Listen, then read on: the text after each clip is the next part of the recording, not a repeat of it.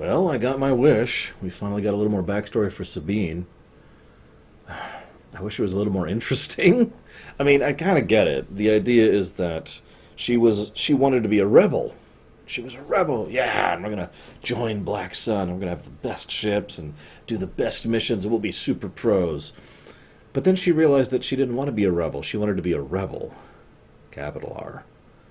And that makes sense to me. It's the same kind of arc that Ezra kind of went through. The idea of being a part of something that matters, being a part of something that's making a difference, bigger than yourself, that kind of an idea.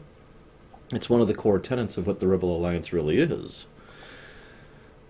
I also, of course, they bring back Zoe in order to be her old sister slash partner or whatever. And Gina Torres is awesome, so it's always good to hear her. But I find myself curious. Gina Torres seems to be totally cool with going fully down the dark path, so to speak. And it's only coincidence that leads her to actually try and cooperate. What I'm more okay with, though, is that it is that coincidence which shows her what it feels like.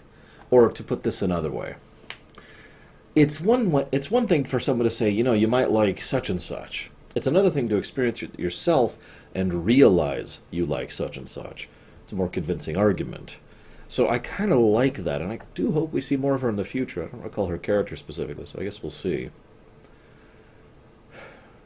I don't actually have much else to say about this, like I said, although, ha ha ha, Ezra's incompetent. Woo-hoo. I get it, he's 15. Whatever.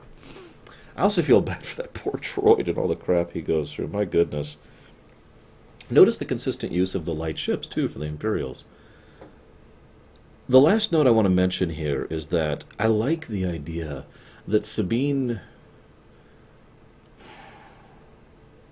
Basically, that Sabine has never let go of her rebellious tendencies, even though she has become a part of the rebellion, the Rebel Alliance, or what will eventually become the Rebel Alliance.